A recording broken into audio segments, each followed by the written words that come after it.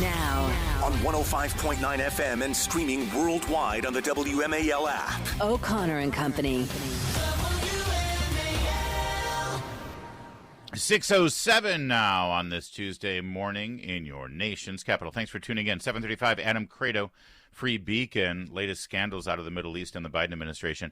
8:05, Joe Concha will talk about the Jen Psaki lies and other media misdeeds. Plus at 8:35, a special guest, comedian, actor, producer, writer, Rob Schneider. Deuce Bigalow. I love Deuce. Maybe it's me. But Deuce Bigalow is my kind of humor. Not for kids. I don't recommend it to children. Especially your children. Julie Gunlock is here. Julie, good morning. Not quite there yet. By the way, we're still relishing your Mother's Day. You just mentioned Chef Gruel got into trouble a few years ago because he used to a free brunch for mothers. Yeah. And then some people protested his restaurants because they said it was discriminatory to non-mothers. I mean, can you imagine? Right. They are just the fun stealers. They're just the fun stealers. They ruin everything. Well, the Babylon Bee has a good headline right now. It's with birthing person's day over, families prepare for lawn mowing person's day. I think properly defines our roles, I think, in our culture. All right, so the Trump trial, the New York trial of Donald Trump continued yesterday. It was the big star witness. They had to set aside the prostitute porn star who has given 4 different versions of the story. Yeah, and in no way connected Trump to any crime. And truly has nothing to do with the falsification of financial records, which is what he's actually on trial for. Yeah. This may be a shock to people, but he is not on trial for allegedly having a relationship with a porn star. And he's not on trial for allegedly paying her money to not talk about the alleged affair. It's a bookkeeping error. Yeah, but that's not sexy. No, it's not. Here's the thing. Bookkeeping errors, generally speaking, don't involve big fake boobs. Thank you. Yes. Generally speaking. Yes. I don't want to. Yeah. And, the other thing that Stormy Daniels did reveal is that she doesn't know anything about Trump's finances because apparently they didn't talk about that. Shocker. Just so you know, I had to do a lot of research for this story. There's not a lot that Stormy Daniels has not revealed. So, Donald Trump yesterday going to the courthouse before going in, as usual, has a little impromptu press conference. The New York Times just came out with a poll that shows us leading everywhere by a lot. This is the cover story, and I think you'll find it very interesting, but I'm sure you've all read it. Leading in Wisconsin, Pennsylvania, Arizona, Michigan, Georgia, and Nevada. I just love this, that he comes up and does his morning briefing, to everybody. They're great. In case you missed the news. He's completely off the cuff. Yeah. He's so good. Well, no, there's one person who keeps handing him sheets of paper to I know, read and I off love of I think it's his lawyer, the super serious guy standing there, never changes his face. He also mentioned what we just shared with you from Fareed Zakaria's show on Sunday, but he also mentioned friends of this program, Mark Levin and Andrew McCarthy's assessment of the trial. Oh, this is a long cut. We'll spend a little time on it. A couple of quotes that just came out. Fareed Zakaria, no friend of mine. The Trump trial is politically motivated. I doubt the New York indictment would have been brought against a defendant whose name was not Donald Trump. That's correct. We just played that for you. You heard it here first, and then you heard President Trump say it. He went on to praise Mark Levin's analysis of the trial, Andrew McCarthy's. And then he did something new. So as you know, Donald Trump is not allowed to talk about the trial. Right. He's got a gag order. It's unfair. Right. It's unconstitutional. It's outrageous. It's unprecedented. So here's what he did. He brought a friend. It's like having a seeing eye dog. Funny. It's like having for people who are visually impaired at the theater. You can put on little earphones and you get a descriptive narration of the show. Yes. And they do, or it's like having a service animal, right? Yeah. Yeah. But in this case, this friend went. He watched part of the trial. Then he came out, and he's allowed to comment on Michael Cohen. He's allowed to comment on what he heard. So he brought this friend along to do that. Oh, and in this case, that friend is actually a sitting U.S. Senator, J.D. Vance of Ohio. What I've witnessed so far in my couple hours in there. First of all, Michael Cohen is the prosecution's star witness. This guy is a convicted felon who admitted in his testimony that he secretly recorded his former employer, that he only did it once, allegedly, and that this was supposed to help Donald Trump. Does any reasonable, sensible person believe anything that Michael Cohen says? I don't think that they should, and I actually think that his testimony is going to hurt with any reasonable juror, and hopefully we have a few of those. I want to say two other things here very quickly. Number one, the thing that the president is prevented from saying, which is a disgrace, is that every single person involved in this prosecution is practically a Democratic political operative. The judge inside, his daughter, is making millions of dollars running against Donald Trump, raising money for Donald Trump's political opponents. The number 3 person in the Department of Justice, Biden's Department of Justice, left to become a local prosecutor to go after Donald Trump. And of course, there's Alvin Bragg, a Soros-funded prosecutor who promised to go after Donald Trump and now is doing exactly that. So will the judge dare to tell a sitting U.S. senator that he's not allowed Why to not? go in, watch the trial, and then come out and relay his opinions about what's going on in the trial? Why not? This judge is insane. It is. He doesn't care. Why not? I mean, so and anybody who you're whining about Donald Trump saying it's not fair. Someone explain to me why it's okay. Obviously, it's okay for J.D. Vance or anybody. The only reason that Trump brought J.D. Vance is because he knew that the media would report on what he had to say because he is a U.S. senator, right? Yeah. It's just some average person who cares, right? But if a senator is saying this, that means something, according to the media. So if you think it's okay to gag Donald Trump and say that he's not allowed to say exactly what J.D. Vance just said, which is currently the case, the judge has said he's not allowed to say exactly what J.D. Vance said, then please explain to me the legal principle and moral and ethical principle behind J.D. Vance not being able to say the exact same thing. I mean, and what's so awful here is anybody being prosecuted by the government, it is more important than anybody else having the right to free speech. You are being prosecuted by the most powerful entity in the world. Your right to free speech, to push back on that is paramount. So yes, I mean, I doubt J.D. Vance will be gagged, but a little more from your Senator point Vance is valid.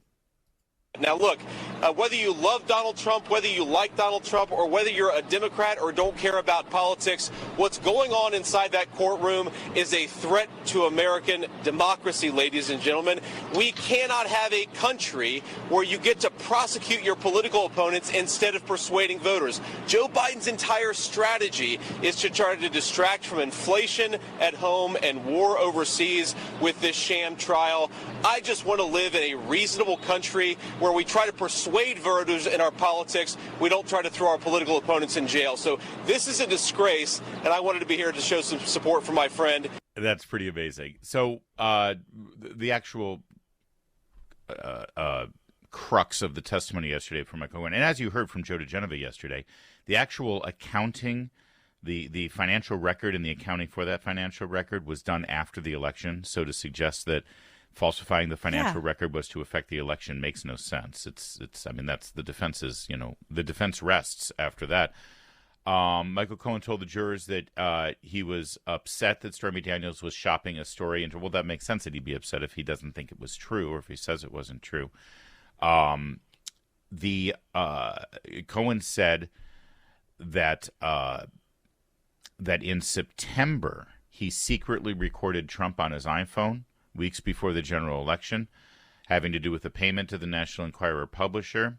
According to the testimony, the National Enquirer had already paid off the former Playboy model, Karen McDougal, $150,000 to purchase her story. And then what happened was National Enquirer was purchasing these stories, and then they just killed them and didn't publish them. Yeah. By the way, before you jump to a conclusion and say, well, that means it must be true, National Enquirer buys a lot of stories that are true, right? Maybe they published it because it turns out it wasn't true. I don't know. And as Kurt Schlichter said, in general, I think that if the bottom line here is that Donald Trump had sex with a Playboy model, I don't think that's going to hurt him politically. Not at this point. So Anyway, and again, I don't want to get too into the detail of the testimony yesterday from Michael Cohen because, as we've already stated, he's a known liar. Yeah. So why would I relay to you things that he said when we can't verify that it's true or not? Yeah. There was also some stuff revealed about Michael Cohen desperate for Trump's approval, clearly sort of had real admiration for Trump and really wanted him to be seen as he wanted a job in the White House is what he wanted. But the desperation really came through. That's what I read in the coverage of the trial. A very sad, disturbed man, Michael Cohen. Also, by the way, today the seeing eye dog and spokesperson for Donald Trump will be Vivek Ramaswamy. He'll be sitting there, he'll watch the trial, and then he'll come out and he'll talk to the media and tell us what he said, because Donald Trump's not allowed to do that because this is America. It's 6:17. Let's get straight to Jamie Whitten and the deep coverage in traffic. From headlines to hilarity, it's the Vince Colonnade Show, weekdays 3 to 6, right here on WMAL. It is now officially nice weather. It's warm weather. Even when it's raining, it's still nice out. Yeah. And so, of course, I, like most American men, have taken to the back porch or patio. And if you're looking for me for the next 6 months, you'll find me in front of my grill. Yeah. This is what I'm doing. I'm doing a lot of grilling. And if you like to see people share pictures of their food, please follow me on social media, because I'm one of those guys. You are very good at it. Well, I don't know about that. I do like to grill, and I like to throw the food out there, and it looks good to me. Yeah. But I like my steaks medium rare, and some people, or even rare. I like them rare to medium rare. Me too. If it's good beef, yeah, the rarer the better. Definitely. You sear the outside with very high temperatures, keep the inside juicy and close to raw. That's right. And I'm happy with that. The best. Oh. Some people were criticizing my New York strips over the weekend. They said it was too They were rare. perfect. I don't care. But I've been cooking a lot more meat than normal. I appreciate that, Julie. Thank you. This weekend I did 2 slabs of ribs on the charcoal Weber that your husband so generously sort of trained me on, because I have not done charcoal. He's very good at sort of smoking things. The low and slow kind of stuff, yeah. which the Weber is very good for. Right. I've also got my propane grill that I use for high temperature, or also high volume, like I'm doing a bunch of burgers, of chicken thighs, right. high volume, because you're big always grilling doing that. space. You're always feeding the mids. Right. Usually I have a not an army, a navy that I'm feeding. Right. I also did I did 2 slabs of ribs. I did 5 New York strips that were about 2 inches thick for dinner center. And then I did a leg of lamb. Oh, your leg of lamb looked It looked really good. I enjoyed my leg of lamb too. And the reason why I've really increased, I want everyone to know I did not enjoy any of these. It's all pictures. You're always welcome to come over. Okay, go on. It's a bit of a drive. It is. So I'm doing this thing. And it's not to lose weight, because I'm at the weight that I want to be right now. Thank God. Thank Copair, actually. And God. I'm redistributing my weight in various places, because, it's not just about losing weight. It's about, how much is muscle. You're going for that Kardashian look. I get it. Exactly. Right. That's what I want. I want a big ass. Mm-hmm. So I'm doing a thing. I'm trying a thing. It's more of a cleanse, really. It's called the Carnivore diet. It's kind of popular right now. It's all meat. All meat. All animal products. Right. So there's no vegetables. You can have dairy. Right. Because you can have cheese as a condiment, here and there. I use sour cream as a condiment a lot. So like a really good steak with some sour cream on the side, maybe a little horseradish in there, just a tiny bit just for flavor. That makes sense. Good stuff. And it's good. And I'm entering week 4 of the carnivore diet, and I feel great. Energy is great. Really good. I don't feel hungry. You'd be surprised how far, protein 12 to 1,500 calories of meat goes. Well, protein and fat, man. You want to be full? Protein and fat. It'll fill you up. So I'm liking all of that. It's good and all that jazz. Here's what's... oh, dear. Here we go. Well, how do I put it delicately? There's no way. It affects your digestive cycle in ways that can there's be a reason that vegetables are popular with particularly men of a certain age. It's fiber. I knew this was going to happen. This was a precaution that I was aware of. I've seen Joe Rogan talk about his month on the carnivore diet. I hear it's a tough transition. Vivid, you'll go as we like to say around our house. It's the binding and the loosing. It's a biblical phrase. There's a lot of binding for days. You go bound, and then the loosing happens, and it stays loose. So I guess my point is... Are you in the binding or the loosing stage? Loosing. Ah. This is why I'm getting up and leaving the studio every time there's a news break. We usually talk during the news breaks, but we don't today. No, it's not a break. There's a lot of work going on. So you're yeah. You're struggling with the transition. Do you think you'll stick with this? And No, do I'm you fine. miss Well, I said I'd vegetables? try it for a month because the whole idea is you do this and I do feel better and my skin feels better and my energy is better and my inflammation, everything feels great. Yeah. And then you slowly start to reorient foods back in. And then you can isolate what the issue is. Because I do believe too many of our vegetables are being grown overseas. I do think that there's stuff going on with, I know, you don't care about that. God, but I do. I think that so maybe it's just me. Maybe it's the You veggies should that try I've been washing eating. your vegetables before you consume them. Anyway, the point is I'm going to go eat a steak and have a little sit down. It's 6:23. Now on 105.9 FM and streaming worldwide on the WMAL app. O'Connor and Company. It's 6:36. It's O'Connor and Company here on a busy Tuesday morning. Boy, just wait till everyone hears the latest about Ashley Biden's diary. This is Joe Biden's daughter. Whew. It's bad. funny. You do see some news stories about it, not many, but the only stories that you will see is that the truth that we've known for quite a while now, but now it's verified by a court of law and by Ashley Biden herself, that the diary is in fact hers. It's her personal journal. They wouldn't even concede that, but that's all you're seeing. There's nothing about what's in the journal. Right. It's hilarious. Turns out Ashley Biden's journal was real. You know that thing that broke 2 weeks before Election Day, just like Hunter Biden's laptop? I was going to say, it sounds familiar. Yeah, and we had to censor it and delete it and tell everyone and threaten their careers and silence people. And say things like the Jonah Goldberg, what, you don't actually believe this is real, you don't do believe you? that story You don't about the believe laptop, that, do right? you? Yeah. Turns out it was real, and it's all been verified in a court of law now, and even Snopes has had to watch. But again, no one's talking about the actual contents of the diary. Which is horrifying. We'll talk about it Yeah. later on. Also, later on at 7:35, Adam Credo, Free Beacon, 8:05, Joe Concha, and 8:35, comedian and funny guy all around, Rob Schneider. So exciting. Latest on the border crisis. Where to begin? Center for Immigration Studies. We keep hearing that the people who are coming here are just coming here for a better life. They want the American dream, which is to work hard and make a lot of money, which, by the way, as soon as you hear people say that, they're conceding that the very people that they're trying to praise as, the forebears of the American dream, and they're just like our, great-great-great-grandparents who came here from Europe in the late 1900s and everything. Sure, except for one big difference, they're lying. Right. To get here and lying to stay here because they're claiming that they deserve asylum from our nation. They are claiming that they deserve the protection of political asylum. And that means that it is because they are persecuted in their home country, either for political purposes or based on their religion or facing ethnic cleansing or some other, oppressed reason why you should be eligible for asylum. But if you're coming here to get a good job and work hard to be able to live the American dream, that's not a case for asylum. That's right.